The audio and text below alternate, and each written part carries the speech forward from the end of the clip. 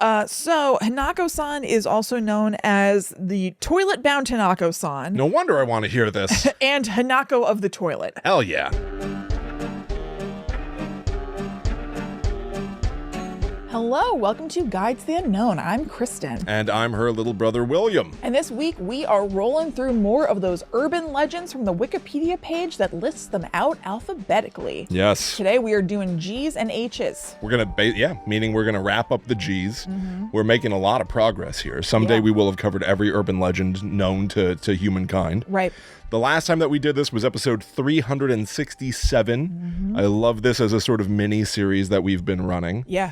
I've got 3 tall tales for you. Only one of them is kind of depressing, albeit okay, great. Albeit very spooky. Perfect. Very, very spooky. Excellent. And a true urban legend it is.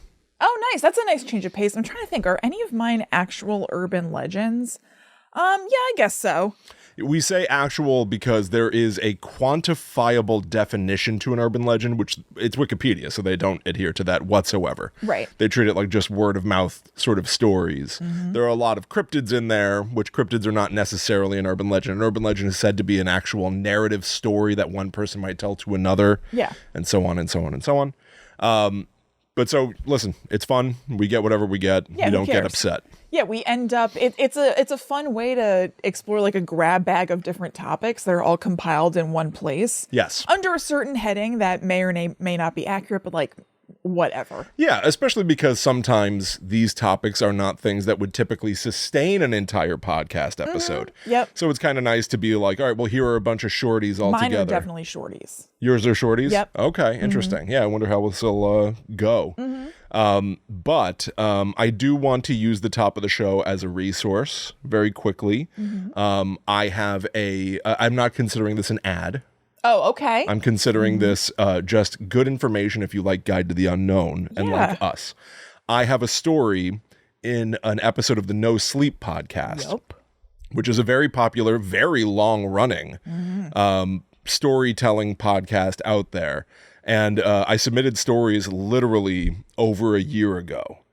And they accepted them. Yeah. This is the first one that's been published. They even asked me if I wanted to do a voice in it. So I'm a voice actor in my own story. You do a great job in it. Did you listen to it? Yeah. Thank you very much. Yeah, of course. It was very fun. I got to be very villainous. Mm-hmm. And I really wanted to be like evil. Yeah. You're a bad guy. I was bad to the bone. Yeah. But so you can go check that out. That is in season 22, episode 5. It is the first story of the episode, which is also kind of fun. Totally. So go check that out. Hope that you enjoy it. And at some point, I'm going to have a couple of more stories on that show. Yeah. And it was so much fun to do. That's like a very popular series. Totally. It's really awesome. The story is called Fast Food. I think you'll love it. Yeah. So everybody should go listen to it. Go check it out, everybody. I'll try to remember to put a link in the show notes. Mm-hmm. I'm very pleased. Very pleased. Yeah, you should be. All right, everybody. So we're gonna get into some urban legends, but you know the deal. There is still more business. Mm-hmm. We're gonna get into those urban legends after a quick commercial break. Okay, so alphabetically, I think you'd be kicking things off. I think so, because one of mine... Because I think, if I'm right, I think G comes before H. Oh, shit. It doesn't? I think you might be right. Yeah. I think you might be right. Well, also, I had to hold one back last time. Right. And so that's why I'm going to start by telling you all about the Golem. Oh, okay. Kristen, what do you think you know about the Golem? Nothing, really. It's a freaky little creature thing. Little? I think. What do you mean little? Like how big are we talking? You think like Tom Thumb? No, not like Tom Thumb. What's Tom Thumb? I think a thumb-sized Tom is my best guess. I guess you're right. Right? Yeah, I guess. No, I don't know. I guess I do think that a golem is some sort of like elven skinny thing. I don't know if I'm getting it mixed up somewhat with Golem from Lord of the Rings, obviously. But that is my sense of what a golem is. You're way off the mark. Okay. However, I was also curious about the Golem connection. Right. You know, he wants his precious. Mm-hmm. Does he have some association? It turns out, maybe or maybe not, Golem himself, before I even tell you about the Golem, maybe just because there is a monster kind of connection. Okay. But there is also a word, an old Norse word, like gull. Mm-hmm. And so that means gold. Okay. And so golem, or Golem? I can't even think of how to pronounce these things now. Golem. I've never seen these movies. I have. I fell asleep in each one. Hey, me too. Oh. Someone tried to show me the movies and I fell asleep every single time. Right. So I haven't seen them in their entirety. Yes. But so he loves gold. Right. He's kind of like Gold I'm Member. going to say, like Gold Member. So, okay, thank you for explaining it in terms that I can understand. My understanding is that Gold Member is sort of like a recent adaptation of these He's old a golem. legends. He loves gold so much he even lost his genitals in a smelting An accident. unfortunate smelting accent. An unfortunate smelting accident. Yeah. He wasn't happy about it. No. He loves gold, but not that much. Of course not. And now he, enjoys a bong and a blintz here and there. Yep. Who doesn't? So anyway, Golem might not have anything to do with golems, so let's actually talk about golems. Yeah. Been pretty golem light so far. Yeah. Golem is a folklore legend that describes a large humanoid creature, large, Okay. Made opposite from- of. opposite of small, if Yes. you paid attention, Yeah. made from rock or clay, who is clumsy or slow. Now this is, it's interesting to me that like this is in the urban legends section at all. Yeah. The one thing that I remember from like reading the urban legends book Right. is that the point of the term urban legend was to say that they're distinctly modern folklore stories. Uh-huh. So it would be like most, like the pure urban legends from like an academic perspective Yeah. would be you're out driving in your 50s Corvette Yeah. and something scary happens. Because it's urban, meaning not literally a city, but like modern stuff, not old folklore yet. Boom, Golem. We're talking about like the 1600s. Yeah. That is folklore, not urban legend. Totally. Urban Yep. legends are folklore, but not all folklore are urban legends. Anyway, it's still a fascinating story. Yeah. Which is why I love doing this list. But so, the word golem occurs once in the Bible, which uses, it says, my golem, meaning my light form or raw material, to connote an unfinished human being. Okay. Before God's eyes. So you might already be picking up on it. Adam, the first man, so to according to the Bible, Yeah. Yeah. was a golem. Okay. Yeah. He was made from clay. Right. And so he was the first golem, Lumpy I guess. boy. Yeah. Lumpy boy. We are all, according to the Bible, descended from a golem. Right. Okay. Isn't that kind of interesting? So we're all part golem. Yes. So, like Adam, all golems are created from mud by those close to divinity, but no anthropogenic golem is fully human. So you can create the thing, Yeah. but you have to like give it life and it's like Yeah. a Pinocchio. Yeah. You can create the little wooden boy, but he's not human unless you do like the magic or like finish it out. How did he make him human? God? No. He's God. Geppetto. Geppetto? How did that happen? It's Geppetto's what magic. happened? It's a fairy, right? Didn't he make a wish? Oh, He when was you a- wish upon a star. Is that from? Yes. Yeah, But how do you bring him okay. to life in the first place? Well, no, but is that what brought him to life? That's Did he what- wish oh, upon a star? I and know. Then, I'm getting mixed up now. I I think Geppetto wished on a star to have a boy. that's what I'm saying. I And think so Pinocchio became boy. that's what I'm saying. But how did Pinocchio become real boy? Because at the end, doesn't he become fully human? Oh, right.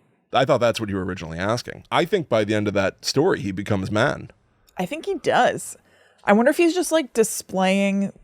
He's probably just displaying like love or something. It's like, oh, you did act it. so human that you may as well be human or something. You know what I mean? Like Good job, Pinocchio. You displayed love. Thanks for displaying displayed it. love. But I bet it is something like that. I bet he's been like Screw it. You displayed love. he's been like all like giving and good and stuff. Yeah. And then like the fairy dust that came in on his little puppet form comes in again and it just makes him real boy. We should watch that. I bet. No way. We should watch. No way, Jose, We should am I watch. watching Pinocchio. We should watch all the little real boy movies. Bicentennial Man. Oh, We should watch all of these horrible heartstring pulling, AI. maudlin, No. gross stories. I shan't. No way. You don't want to do that either. Of course I don't. But I do think that it is a blind spot for us that would be interesting to fill in. That's a fine blind spot to have. You sure? Yeah.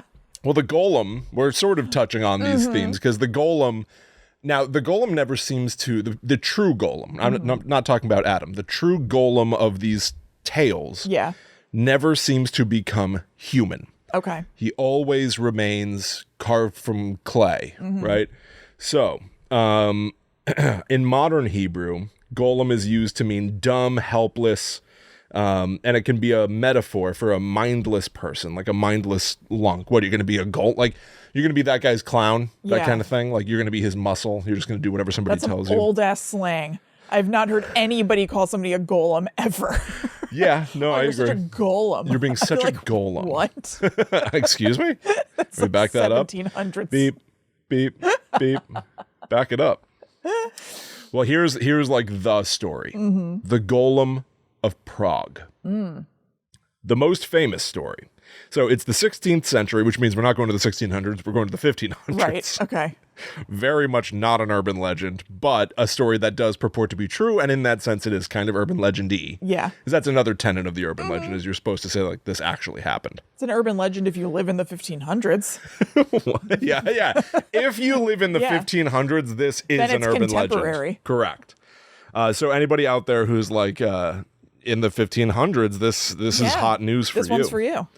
So there was he was created. Oh wait, a 16th century rabbi from Prague created a golem out of clay from the banks of the Vltava River and brought it to life through rituals and Hebrew incantations to defend Prague from anti-Semitic attacks. This golem is, per my reading, like a champion for the Jewish people. Yeah. There are a lot of like depictions in pop culture today, even of like golems being used to like kill Nazis. Yeah. Like fight back and like. That's tight. Yeah. It honestly is kind of badass. Yeah. And I think you're also going to pick up on some other themes from other stories in this.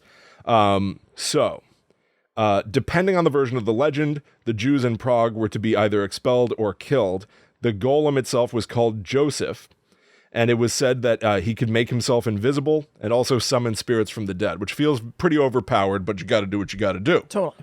So, Rabbi Lowe would oh, this is cool too. You can bring the golem to life by writing on a piece of paper. There's a word that I'm not going to be able to pronounce that means truth. Take one character out of that word, and the leftover letters spell death. Okay. So he would put that word on a piece of paper and put the piece of paper in the golem's mouth. Yeah. Truth. And he could come to life and do what the rabbi wanted him to do. Cool. But then for the Sabbath every week, he would remove that last letter, so it would mean death. So the golem would be deactivated. Yeah. Because you're not supposed to like do things on the Sabbath.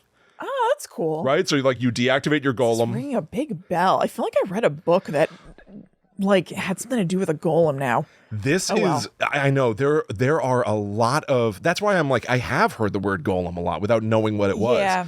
The word has become more than the story. Like, I think that, I didn't look this up, so I could be wrong.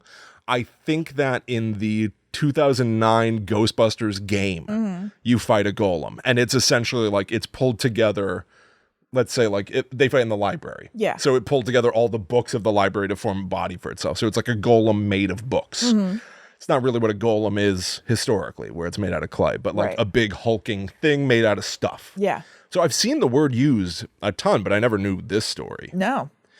Anyway, so as the story goes, one Friday evening, Rabbi Lowe forgot to remove the piece of paper. So he did not deactivate the golem. Remember to deactivate your golem on Friday night. Just for safety. And so he was afraid that the golem would desecrate the Sabbath. There's another story that says the golem fell in love and when rejected became a violent monster, as seen in many accounts. Some accounts even have the golem eventually going on a murderous rampage.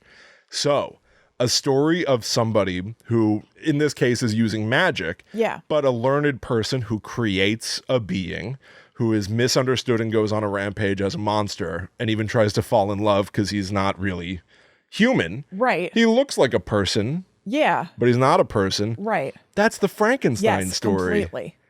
And I don't think that that's a mistake at all. Mm-hmm. I think that that's really kind of fascinating, actually. And okay.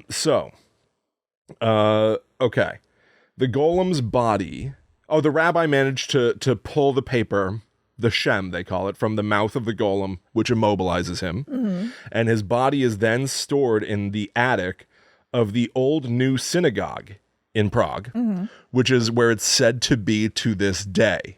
Oh, cool. So again, we're saying that people are saying that this is a historical event. Yeah. So they always say that in that building, because we're also talking about Prague where like history goes back further than a couple hundred years like we have. Right. You can be like, that's the building. It's still standing. It's still there.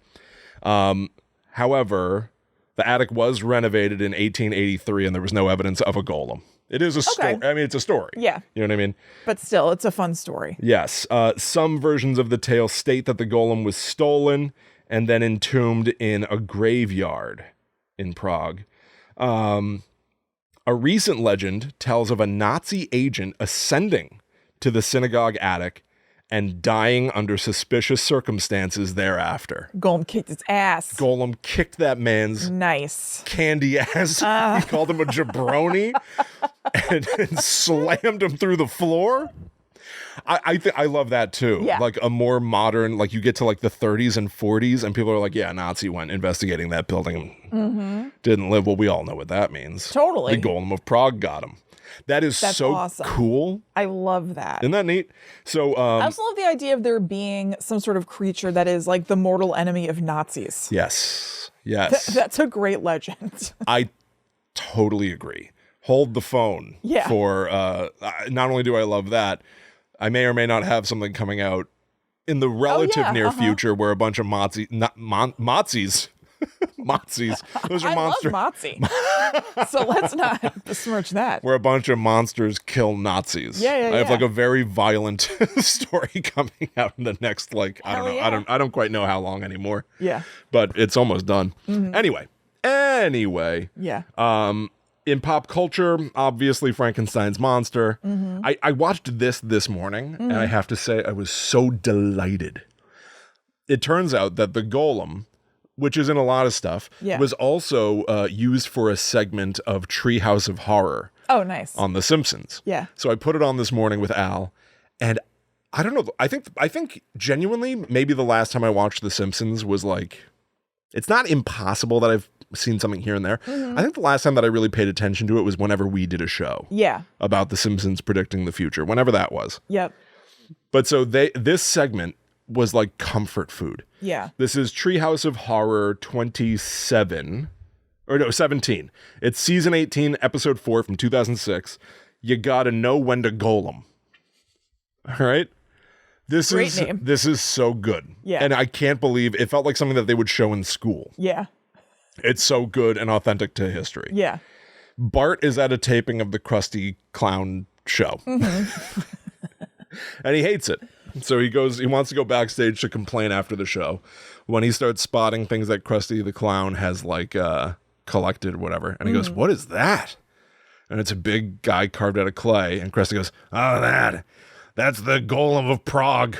He says the Golem of Prague specifically. Yeah. And I'm like, this is where they would show this. Yeah, yeah. As this is now following from the historical story. Definitely. They talk about writing things you want to do on a piece of paper and putting it in the Golem's mouth. Yeah. And so Bart goes mad with power. Mm-hmm. And he starts writing things on the paper for the Golem to do. He uses Principal Skinner like a yo-yo. And then the yo-yo rips Principal Skinner's body in half. Yeah. So in Treehouse of Horror, weird stuff can happen. Those three bullies are like, "Hey, Bart, we're going to kick your butt." Yeah. The Golem rips their heads off and starts playing a cup game with their head on different bodies. So he's mixing and matching their heads. Awesome. And then they end up making, very much like the Frankenstein story, first of all, Lisa says that it's not right to use the Golem for evil. Yeah. So I'm going to write the word speak on a piece of paper and put it in the Golem's mouth. And now he can talk. Yeah. And he's voiced by Richard Lewis. Oh, nice. He was like, "This is how I sound? This is a terrible voice." And by the end of the story, They're starting That's inspired casting. It is so good, Kristen. When I say that this went down, like I just like the finest cheese. I loved it. It was so good. No, Ryan and I watched a bunch of Treehouse of Horrors this past Halloween, and it was great. Oh, I loved it. I wish more shows got as inventive around the holidays as this does. They don't care about canon. Yeah. Just tell a fun story. Yep. So they end up making a woman out of Play-Doh.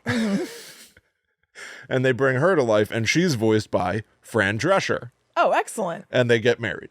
That's basically it. But I was like, That's wonderful. I was so charmed. Yeah. I was so delighted by it. It sounds great. It was wonderful. Anyway, awesome. At the end, that's the Golem. Yeah. That's awesome. That's great. Now, if I may, I have some more G's, but this also involves having a little bit of business. Yeah. Because to do our due diligence, I wrote down some resources for folks out there because we're going to skip a few. Okay. So next up would be the story of the Green Children of Woolpit, except you already covered that, Kristen. The Green Children of Woolpit, 2 kids with unusual skin color, reported to appear in the village of Woolpit in Suffolk, England. That's in Guide to the Unknown 306, so you can check that out. And then my next one is a relative shorty, if you're comfortable with me jumping to it.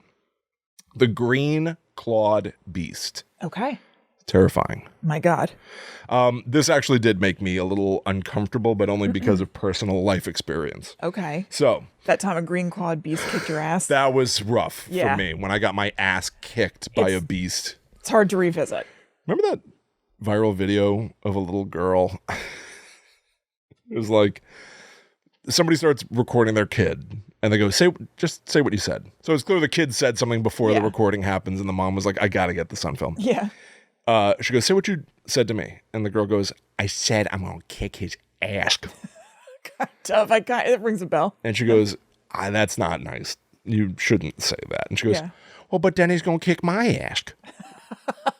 So this, just delightful. Yeah. Anyway, you just reminded me of that. Darndest. They say the darndest, but you reminded me with that when you're saying, I got my ass kicked by a green clawed beast. Yeah. That's the fear. It's sensitive. You get your ass kicked. Yeah. So, the green clawed beast, bizarrely, this probably is a pretty pure urban legend, quite frankly, to contrast the 1500s story of the Golem. This one takes place in 1955. And it concerns a woman named Naomi Johnson, who on very specifically August 21st, 1955, went tubing on the Ohio River. Naomi, who is said to have been a very strong swimmer, goes out in an inner tube. Now, I think, in my imagination, they didn't explicitly say this. Have you ever done that thing where somebody has like a boat and a rope and an inner tube, and you sit in the tube and they drag it from the boat? No. I've never been on a boat. What? No. Is that like for a reason? No. It just has never come up. Opportunity has not presented itself? Yeah. I'm going to get you a boat. Yeah, sure. I'll go on a boat, but You know it'd be cool? You know those like little toy... I've like been in a canoe, but I've never... That's a boat. Yeah, but I've never... Not anything bigger than a canoe. This is like splitting hairs. It is splitting hairs. You've been on a boat. No, I know. You're right. What are you fishing for? Oh, I've never been on a boat. No, you're right. Only a canoe. You're right. No, you're right. But no, I think I've been in a canoe once. Yeah. And that's it. Not for you? I don't know. It was fine. I don't know. I suppose not for me, and that I've never pursued it further. But it's fine. Yeah. You know, it'd be cool. You know, like toy, like remote controlled boats. It'd be cool if you could get 2 of those, strap them onto your feet, and then go gliding on the water. Yes. How cool would that be? That'd be. Oh, there's no way I would stay up. No one would. They would sink. Yeah, I'd be propelled. Yes. Yeah. And then it keeps. Now you're just dangling underwater. Yeah. And they're just dragging you by your feet. I would perish. Yeah. Surely I would perish. Well, so I had a fear of perishing in this situation, the same situation that Naomi Johnson experienced. When did this happen? Like, I was a kid. I was a kid. I couldn't. Who were you with? I don't know. Okay. I don't have any idea I genuinely don't know who I was with. Yeah. I was somewhere where I guess a friend of mine, maybe I was hanging with like a friend's family. Yeah. I don't know. I'm guessing it was Connecticut. I'm guessing because it's closer to the ocean. Yeah. And Missouri was landlocked. Right. And we wouldn't go swimming in the there are a lot of lakes. Mississippi River. Yeah. So anyway, they had tubes and a rope and a boat. Tied the rope to the tube, tied the rope to the boat. Are you following me? Yeah. Yeah. And they say, we'll get in the tube. Uh-huh. And I wanted to sit ass in the donut. Yeah. Right? Your butt goes where the munchkin hole is. Yeah. They said, no. Tummy This in the hole? is a tube, not tummy in the hole. It's scraping my tummy. I'm trying to think of what it would be if it's You'd have not, a chapped belly if it's button. not butt in the hole. Your B button could get ripped up by those waves. No, this was also, mind you, this was a donut tube that had a bottom to it. Okay. So you could stand on it. Okay. If you really wanted to. There's a bottom. The hole is not open all the way through. Yeah. They say what you do is, because you don't want to fall off, then you've wasted your turn. Mm-hmm. You want to jam your knees and feet in the tube. Okay. So to sort of like keep yourself in the tube. Okay. Right? So your butt is on it, right? You're just bracing. You're sort of like you're sitting on your heels, right? Okay. You're kneeling. Okay. In this inner tube, but you want to really have your knees wedged so that the balloon of the tube is sort of like resting on the top of your thighs and keeping you pressed into the tube. Okay. And then the boat's going to go. Well, I flipped over, and for, I'm going to say a millisecond, like a fraction of a millisecond, a microsecond, I couldn't kick my way out of the tube. So I felt it, like that millisecond felt like a million years. That where sounds I'm like, horrible. I'm trapped in a tube upside down underwater and I'm being pulled. I'm going to drown and die right now. And I kicked out of that, and I still can feel that anxiety of not being able to kick my legs straight to free myself from the tube. That sounds awful. Yeah, I hated that. Now, let me be clear. Awful. I did not like that. Yeah. I hated it. That's quite clear. So when I was reading this story about Naomi Johnson, now she doesn't experience the exact same thing. Hers involves a monster. However, right. How did we get here? It gave me it reminded me, like this like pinged a very uncomfortable memory. Yeah. So here's what happened to Naomi Johnson to finally get to the story. Naomi is out in an inner tube, and suddenly the inner tube disappears below the water. Okay. People are like, what the hell? Because it takes a lot of energy to pull a big balloon under the water. Totally. She resurfaces it. She what the hell? Whatever. She resurfaces. Yeah. And as her head peeks out above water, she screams that something's pulling her under the water. God. And then she goes down again, which is like something out of Jaws. Yeah, totally. To be dragged under the water and temporarily pop up only to be dragged down again. So this is, by the way, my source is Anom Alien. Okay. I'll have links in the show notes, scaryfun.fun. They say, quote unquote, after several attempts, she managed to pull herself free. So I'm thinking that could be like bobbing up and below the water. That's what it sounds like. And then they go on to say, while no one got a good look at what attacked Naomi Johnson, she reported that the creature had a green scaled body with hairy 3-clawed hands. Ew, this thing sounds jacked up. I know. Who's got... Why does it have hairy hands but a scaled body? Who has claws and hair? Scales and hair. Yeah. I mean, it's weird. Yeah. It's a weird creature. Johnson later claimed that she was visited by a U.S. Air Force officer who warned her not to speak about what happened. In fact, she said that what attacked her looked like, quote, one of those little green men. What? So an alien, Kristen, went into the water and tried to submerge her doobie. And look, I've never heard of those little green men described the way she described this monster that was pulling her doobie. No. As having scales and then hairy hands with claws. No. That's how you think of the alien greys or the little green men? Not me.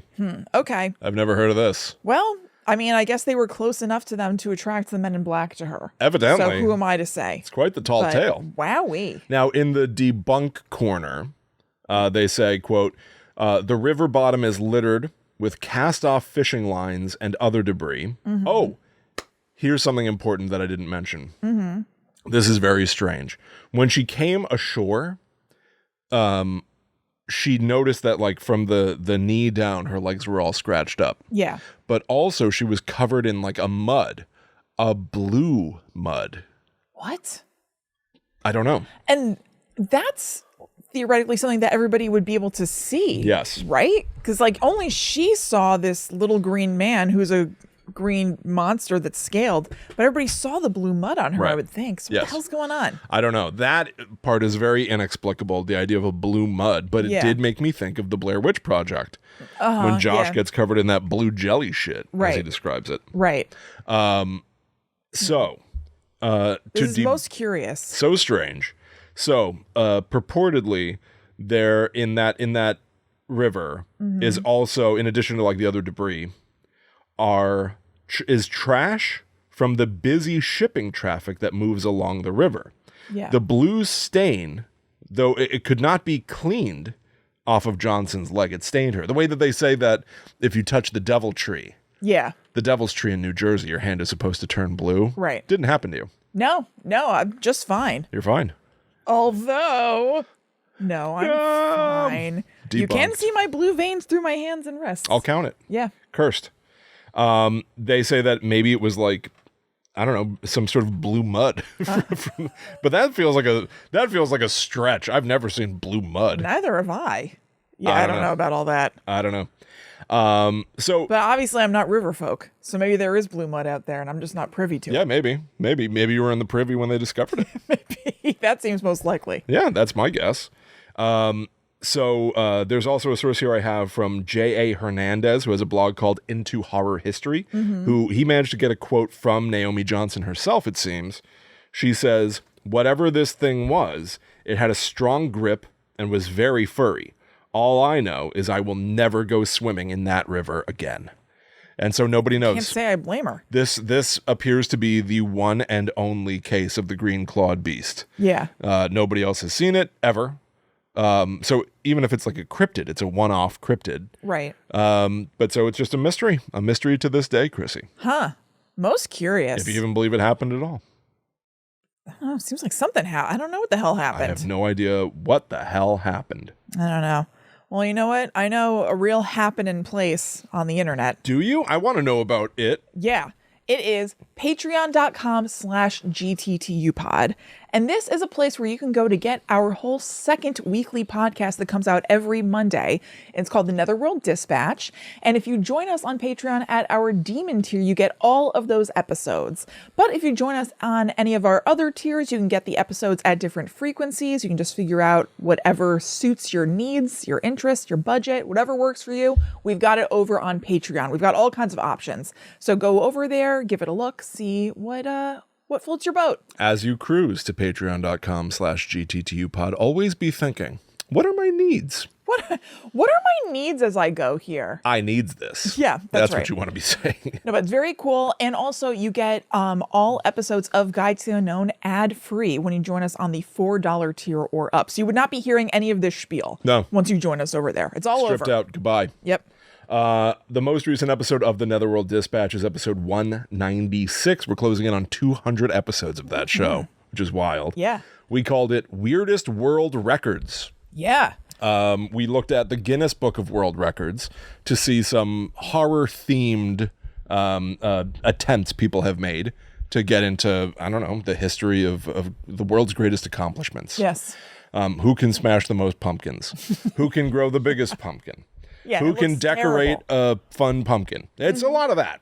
A lot of pumpkin stuff, a lot of biggest this, largest crowd that. Yeah. And we found a record that we think Will has a shot of smashing. I really I genuinely think that I could set a specifically new Guinness World Record. Yeah, so we put in an application for it on the show, went through the process of like what that is to, apply to defeat a world record, and we'll see what happens from there. We're going to continue to track the story as it develops. What fees are involved? Could those fees prevent me from carrying on at all? Could they be exorbitant? And that could just mean just about anything. I think, though, in that case, and I want to talk to you about this, if it looks like the Guinness fees are too expensive, I say we talk about that. Yeah. and still do a stream where I set a new world record. Yeah, totally. Right? And just be like, this is the proof. Guinness, balls in your court. Yeah. Do you need us to pay you thousands of dollars, or will you acknowledge history? Totally. That I have bested I'm fine with that. the previous winner. I say we do this. Yeah. Okay, very good. Works for me. Follow along for that process. Patreon.com/GTTUpod. Netherworld Dispatch crushes, kills, super fun. Keeps Guide to the Unknown in your life 2 days a week. Yeah. It doubles your Guide to the Unknown if you're on that demon tier, everybody. Yep. We also love reading reviews. I have a lovely review here. A nice sweetie shorty. Comes to us from Kingpin6315, who says, the best. Ooh. The best, scary, fun podcast. Guide to the Unknown is always a good time. 5 stars. Thank you. Love that. Short, sweet, to the point. Thank you so much, Kingpin. Fun-sized. Yes. Thank you to everybody who has left us a review. We appreciate it so much. If you haven't done it yet, we would love it if you did. You can leave us a review on Apple Podcasts that has a little written component like that one does. You can leave us a 5-star review on Spotify. With that one, you can't write your own little thing, but you can just leave stars. We really, really appreciate that. We are now like an inch away from 500 over there, by the way. I would love to get to that 500. And listen, I'm not going to throw any shade around. Let me say something. Our reviews on Apple Podcasts, the sheer quantity and rating, I look at other shows and I'm like, Guide to the Unknown is sitting pretty. I know, it's I feel very like people should be nice. talking more about our accomplishments over here. Two independent chumps have pulled all this off. I know, it's very... Looking at other shows, I'm like bedazzled by the support from our audience. I will sometimes look at like a celebrity show. A celebrity show. That's what it was. I was looking at a celebrities podcast and they had fewer reviews than we do. Yeah. So thank you all so much. That's really a testament to you coming out. So thank you very, very much. I think, though, part of it is that a lot of people listen on Spotify these days, which is also why I want to get those stars up. Yep. Because I will say that we're still pretty competitive over on Spotify, but I want to be the juggernauts. I would love to I would be love a that. So we could greatly use your support, everybody. And Yep. thank you so much to everybody who already has. Yes. It genuinely means a lot to us. It really does. It really, really, really does. Thank you so much. So we are going to take a little commercial break and then we're going to come back and do some H's, as they say in other countries. H instead of H. Yeah, and you're not going to hate these H's. You might. Oh. Okay, we're back. So, H. Yes. Starting off with, the first one that we saw was Hanako-San. Now, you covered this. I can't find it, though. Good. Yes, I can't find it. I think it was very early on in our tenure. And I'm guessing now that it may have been a mini monster. Because I was really digging to try to find it, and I couldn't find it. So, I have Hanako-San. I am so pleased because you last week when we were prepping, I was like, I want to hear you tell the story of Hanako-San just because I remember it being creepy. Yeah, totally. And you said, we already did it. I'll just find the episode number. Right. I'm so glad it didn't work for you because I have the episode number.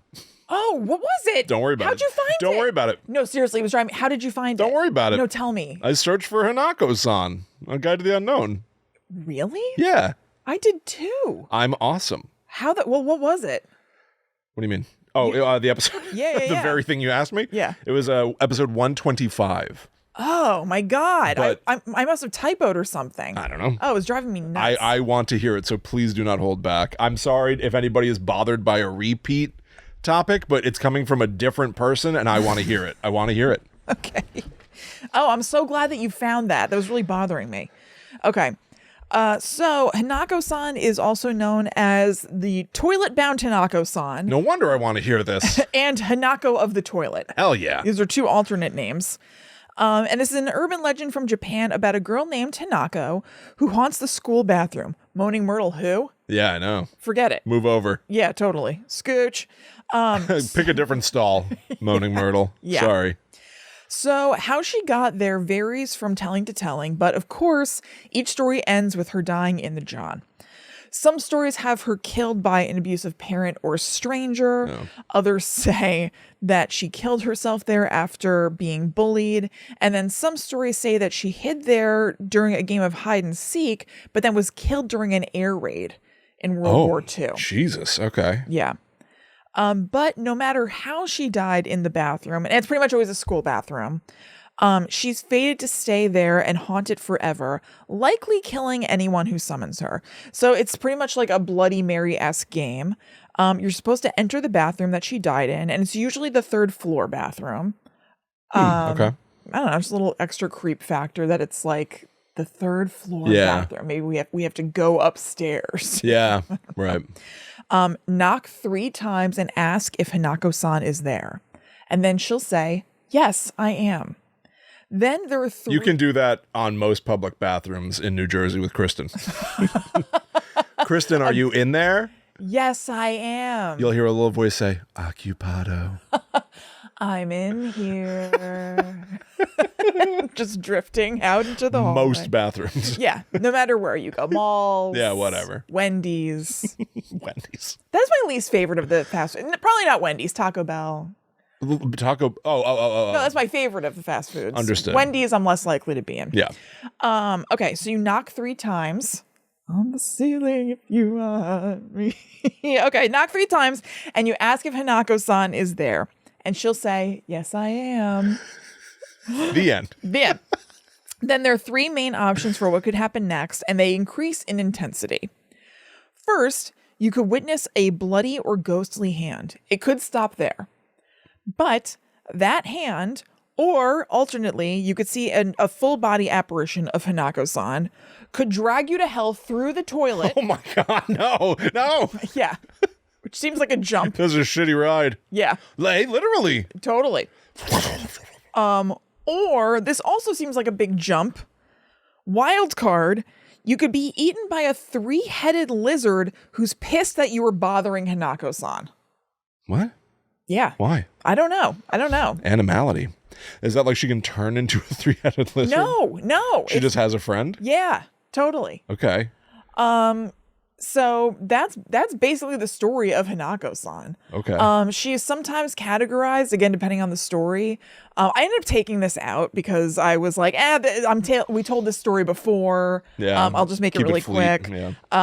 But she's categorized as like a Yurei or a yokai. Yeah. Sometimes, but you can hear more about that in our J horror episode, which was episode 130. Oh, nice. Where we talk about different kinds of Japanese ghosts and the way that they categorize them. Yeah, they have like vengeful spirits, or sometimes they're sort of like more tied to nature. Right. Very interesting. I was thinking, the reason I thought of it to say it is that if I remember correctly, I think yokai are vengeful ghosts. So I think Hanako-San herself would fall into that category. And I think that the Yurei were kind of like animalistic ghosts. I think you have that reversed. Okay. I think. I could be wrong too. I don't know. Okay. And then I think the 3-headed lizard would be kind of falling into that category. Yeah. So maybe it's just that the story kind of... Spirits stick together. Right. You know, there's a game called Ghostwire Tokyo. Mm-hmm. And that name alone had me curious, but I'm not sure. I haven't had a lot of time to like focus on like playing a big like cinematic kind of video game, but it's been on Steam sale, like super duper sale, and I keep being like, should I get that? But then anytime that I've done that lately, I don't actually get to play the thing. Yeah. But I'm very curious about like the specifically Japanese depictions of ghosts. I find to usually be very interesting. So if anybody has any insight into whether or not there's actually creepiness in that, or if it's more of like an action game from what I can tell. Yeah. I'm looking for creepy scares, maybe encounter some interesting spirits. If anybody has any insight. Yeah. Anyway, thank you for telling the story about Hanako-San. I find it fascinating. Yes, it's totally sweet. Okay. Next is the story of Haunchyville. Oh no. Yeah. It's a no story, honestly. It's offensive. What does that mean? The story of Haunchyville. It's not great. Canceled? Yeah, Haunchyville is canceled. No, I mean you for telling it. Well, I hope not. So it's basically a very othering story about little people. We have a story like this in our state. Yeah. So it's a story that there was an enclave in Muskego, I guess that's how you pronounce it, Wisconsin, where a group of little people formed a community to live together, where everything was sized to be appropriate for their height. Now, that to me just sounds cool and like a good thing, honestly. And I watched this past week, there was Natalia Grace, The Last Chapter. Remember Natalia Grace? I sure do. Curious Case of Natalia Grace. Yes. So there was the last chapter. Why does it sound like some 80s slasher? Natalia Grace, the final chapter. Natalia Grace, redemption. Natalia Grace, resurrection. It is like that. It was the last chapter of her story. Because look, it's a whole thing. You know, you watched the first part of it. Yeah. Well, you didn't even watch the second part, I don't think. No. Where she left the dad. She was living with a new family. They suck. Okay. So now she has left that family and went to live with a family that actually had tried to adopt her before that. So, okay, you know, so people know what we're talking about. Natalia Grace, if you had ever heard the story behind that movie Orphan that came out a few years ago, there was a, supposedly true story about a girl who was adopted from the Ukraine, and her family said, "Oh my God, we adopted this young girl, and it turns out she's not a young girl. She's an old woman. She's actually an old woman." That's where me saying she's an old woman comes from. 3, 2, 1. Yeah. But no, in real life, this family said they adopted this girl from the Well, they did. They adopted a girl from the Ukraine. Her name was Natalia Grace. And they said, we adopted this young girl. Oh my God, we found out that she's actually an adult and she's come here to scam us. Right. And it's this whole long, super messed up thing. Or is she just a kid who's being horrifically taken advantage of, abused, abandoned? And it is that. It's that. It's that. latter. She was a child. She was showing signs of trauma that led her to, she was acting older than she is or whatever. And these people were just horrific and abusive and nuts and took that and ran with it. Found and an like, excuse to abandon a kid who they had taken responsibility of. Right. Yeah. It's all crazy. So anyway, this show on, I guess, Investigation Discovery has had batches of episodes where they follow up with what's going on with Natalia Grace. And guess what? It hasn't been good. But it seems like things are good now. Okay. But anyway, so this last batch of episodes following up with what's been going on with her was The Curious Case of Natalia Grace, the last chapter, because this family that had tried to adopt her before she even landed with the very first family, the ones who said, "Oh, she's an adult," and they abandoned her. This family had tried to adopt her, and this family was also little people like Natalia is. And something happened that I don't remember where their adoption fell through. And she ended up getting adopted by the Barnetts, the shitty family or whatever. And this family has always felt terrible about it. They learned what happened to Natalia because it was so publicized, and they were like heartbroken that like maybe if this hadn't fallen through, all this wouldn't have happened to her, whatever. Right. So she ends up back with them is basically what I'm trying to get at, which is good. She's an adult now, but I think she maybe even still lives with them, but she lived with them for a while. Things seem like they're much better. Anyway, the reason I get to this is that watching the show, they have a house that is like an average size house, but their kitchen in particular is sized for little people. Like they have counters that are accommodating to their size and stuff like that. And I was like, I'd never seen that before. And I was like, I hope that that's something I haven't seen just because like I wouldn't see that because I'm not a little person. I hope that that's a more common setup that I just don't know about. Yeah, I don't know. I've definitely heard celebrities talk about that. Like I think Warwick Davies was pretty open about. That makes sense. You feel a lot of money. Yeah, totally. But I would have to imagine there's got to be a cost associated with doing all of that. Totally. Yeah. Absolutely. But anyway, reading this story, hearing this idea about there being a little, an enclave where all the housing is appropriate for their height, and just having seen that kitchen in Natalia Grace and being like, that's great. Yeah. That's amazing. Yeah. I'm like, that sounds great. Of course, it doesn't just end at, it's a little area where little people all live together happily in appropriately sized houses. Of course, it's that they, in Haunchyville, are hostile to outsiders, violent to outsiders, that this community was created by circus performers who rebelled against their cruel boss. Some tellings were that they rebelled against their cruel boss and then they just went off on their own and it was all peaceful and good. Some tellings were that if you come in, they're going to chop off your limbs. Oh. To make you their size because they're like, you're going to come gawk at us because we're so weird. Now we're going to make you all quote unquote weird like us. Listen, it's kind of awesome. I know. It's like kind of badass because it's like what's good for the goose is good for the gander sort of stuff. There's also this weird spin where they say that, and by the way, if you couldn't guess already, no, this is true.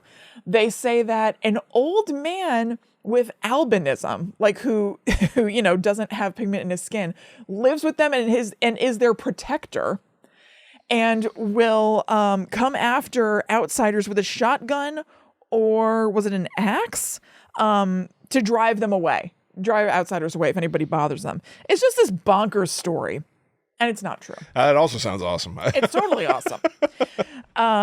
So it's untrue. It's just kind of all based around like othering. He is their golem. Yeah, he's kind of their golem. Yeah, because it said he's like a very, very tall. Actually, yes, I don't even know if I just said that. It said that he's like a very, very tall old man. So it's also just the contrast. The contrast of things. Yeah. Mm-hmm. Interesting. Yes. It's funny to be like, man, they're hostile to outsiders. They're so I can't imagine crazy. Why. Yeah, the outsiders are coming and be like, what are you doing in there? Haunchyville. Yeah. Haunchyville, your house is little. Yeah. Hey, why are you being mean to me? Right. They must be hostile to outsiders. I'm so good. There's no other reason I can think of. They're just really hostile. It's their problem, not mine. Totally. The last thing I should do is take a look at me, my own behavior, which has been great. I'm not interested in that. So it's basically just like untrue. But there was this report in 2010 in the Milwaukee Record where a reporter went out to the area of the Muskego Woods where they say that Haunchyville was, and did find something that was kind of interesting. There was a series of small crumbling stone huts in the woods. So was it a chicken or the egg kind of thing? Like, were there just these like small stone huts and somebody made up a story about Haunchyville? Or is there any sort of truth to this at all? Yeah. Because I will say, with the story that has to do with this that is in New Jersey, there is some truth to it. These houses aren't there anymore, but there were a few houses that were taken down in, I think, 2016. There's a link in the show notes to them. There were a few houses that were to scale for little people, that little people lived in, that obviously a-holes went to gawk at. Right. But it was a real thing. Huh. So, I don't know. Maybe those stone huts were places where little people lived. Interesting. Very interesting. Yeah. Haunchyville. Yeah, totally. Haunchyville. It sounds kind of awesome. I'm not even kidding. No, totally. Yeah. It's a fun name. Yeah. Okay. So, moving right along, because like I said, I've got a bunch of just little shorties. Yeah. We've got the Headless Rider. Cool. This is another Japanese urban legend. Oh, tight. Yep. I'm ready. All right. Wait. Now I'm ready. Okay, there you go. All right. This one is about a man who was speeding on his motorcycle and didn't see a piano wire extended across the street. Oh, okay. When he rode into it, he was decapitated, but his headless body continued to move along with the bike for a short while after. Yeah. Creating the Headless Rider. Momentum. Yeah, totally. So now the Headless Rider can be seen to drive at high speeds along that same road night after night, though some say only at the time of his death or the anniversary of his death. So it could either be every night at, 12, if that's when it happened, or the date of his death. Should be pretty easy to check. Yeah. Which one of those? One of them happens every 24 hours. I don't know if it's on the there dot. and wait and be like, oh, he's not here. Maybe it's his anniversary. Must be the anniversary. Yeah. You can even just set up a camera. You don't have to be there. You certainly could if there was like a spot that this is supposed to happen, if it wasn't just completely made up. Yeah. Yeah. Some say that he's looking for his lost head. Oh, wow. Or that he's looking for the person who put up that piano string across the road.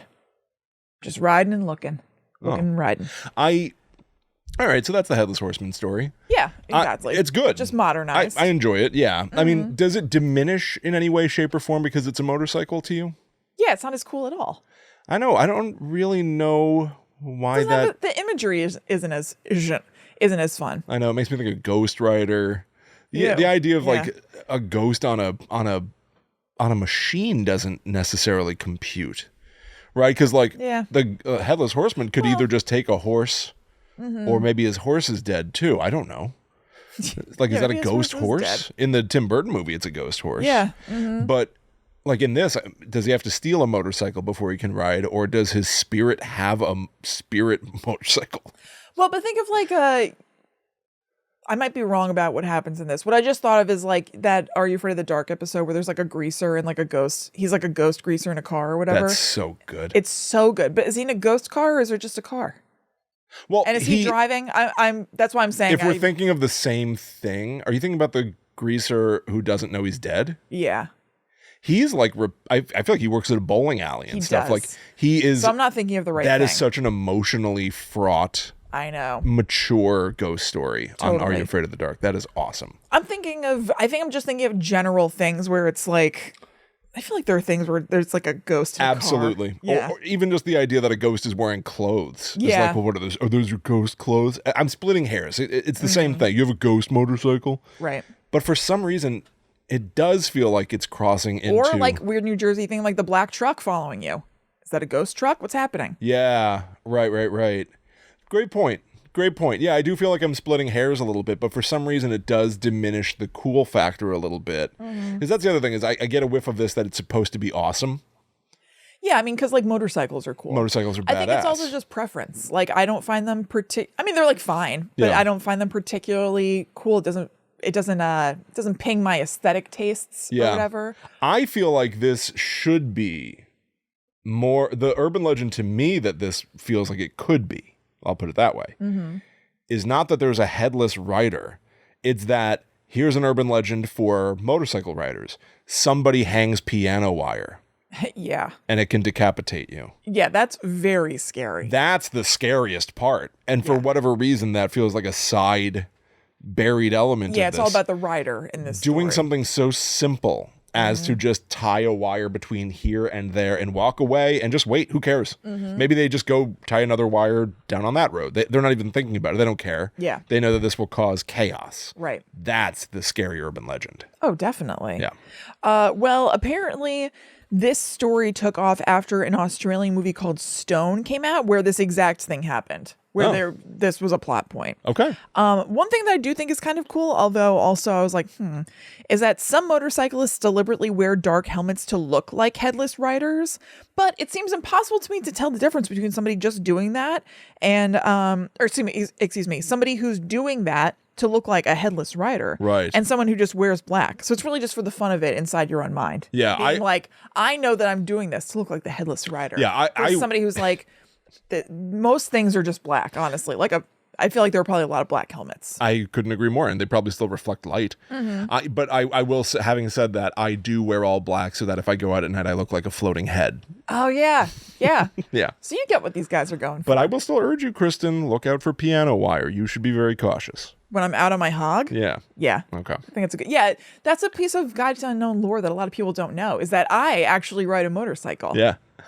Actually, a piece that people might not know is that I can't even ride a bike. You have ridden a motorcycle. Yes, I've ridden on the back of Ryan's Yes, motorcycle. I've ridden on the bike. This is like the least cool thing you could say. Who, me? Yes, I've ridden on the bike. Ridden on the bike. Now and then. Yeah. Yeah, Ryan used to have a motorcycle, so he didn't have to pay for parking in the city he worked in. Which was smart. Yes, totally. Okay. So the last thing we have is the haunted pillar. Oh. All right. This hasn't been there in forever. This is a gone thing. Even the thing that had been in its place, which wasn't the original, has not been there since 2016. It was something that had been built by a local business owner in a completely separate spot from the story that I'm about to tell you. So this is really just a fun anecdote. No more haunted pillar in Augusta, Georgia. Okay. But this was a 10-foot concrete pillar that was the last remaining piece of a farmer's market where supposedly a street preacher was not allowed to spread his gospel out front. And he swore that the building that the farmer's market was in would be destroyed by great winds, leaving only a single pillar which should not be touched, lest the toucher die. This is very specific. I completely agree. I was like, all right, so this guy was out front, just like ranting about the good word, I guess.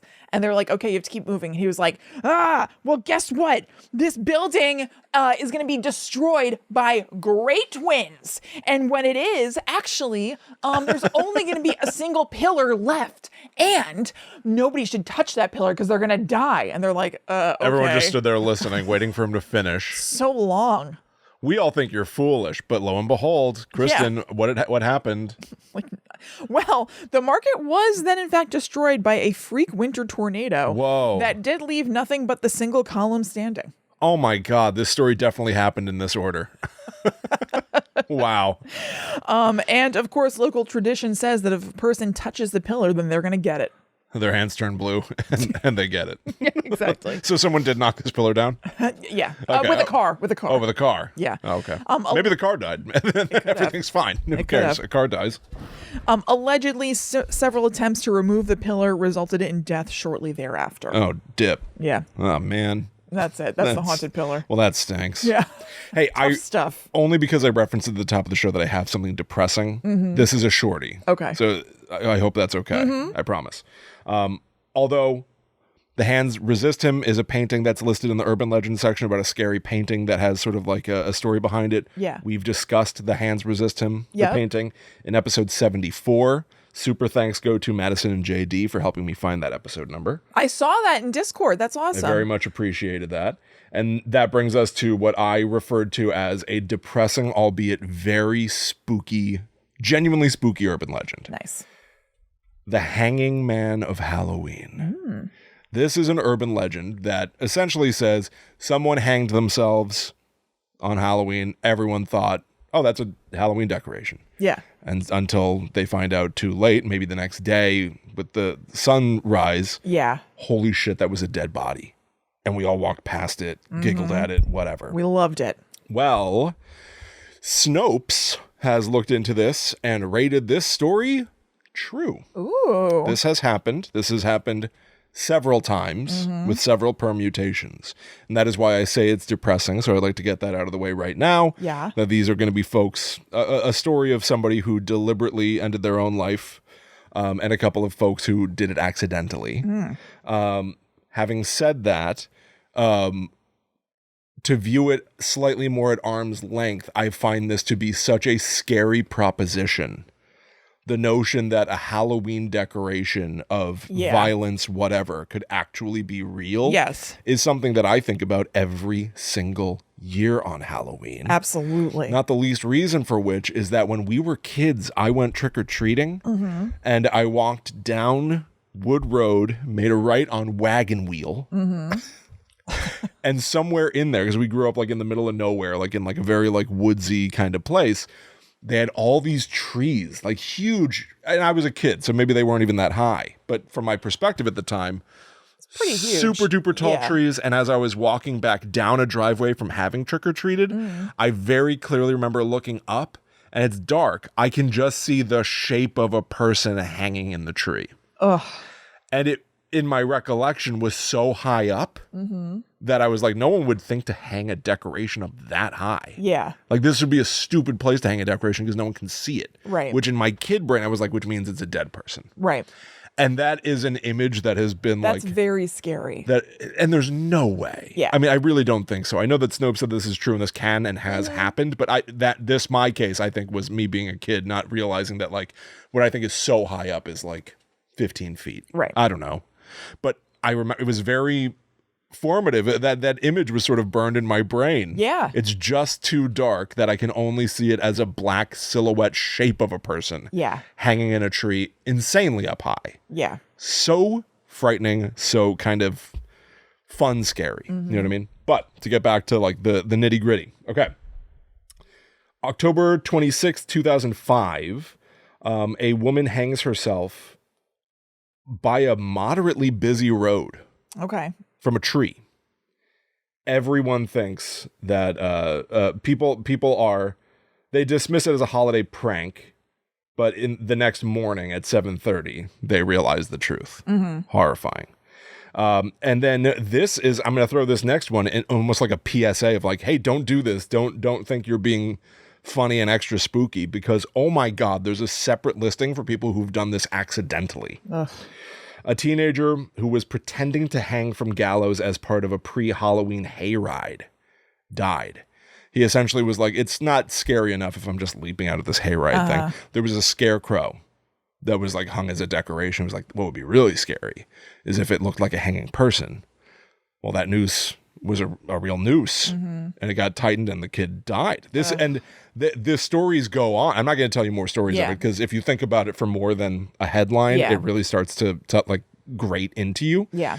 But this feels like an urban legend.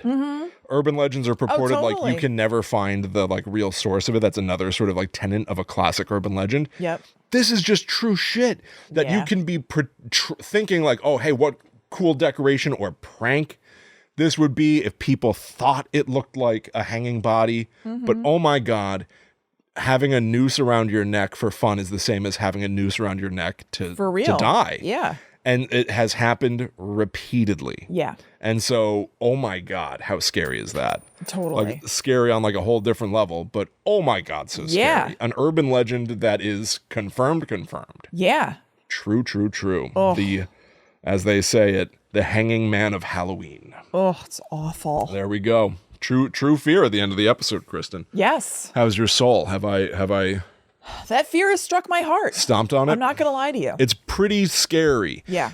Again, I find this weird, and this is like a strange thing to like try to examine or something, but like it rides that line between being genuinely depressing or like, whoa, that's scary, in kind of that thrill way. Yeah. I don't know if you feel that too. It's like a sick thing to be like, oh my God, that decoration is real. Oh, yeah. Is like in a movie purposes. Obviously, I'm not talking about real life, but in like storytelling purposes, oh my God, there's probably not much that's quite as purely frightening for Halloween.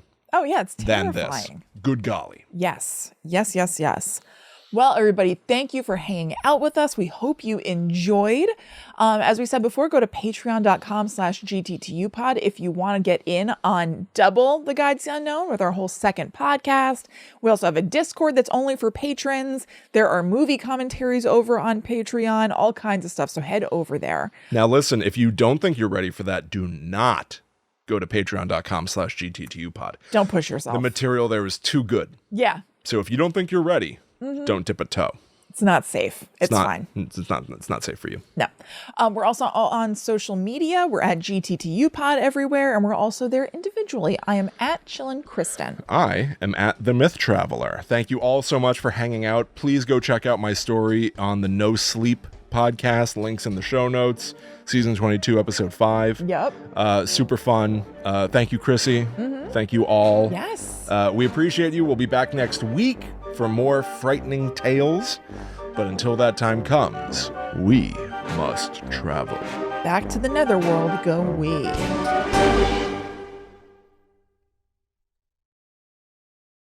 Here we go. Zip it. We're going. I'm going to do it. I don't know what to tell you. Here we go. You don't have to announce you're leaving. Just go. This isn't an airport. You don't have to announce your departure. Whoa.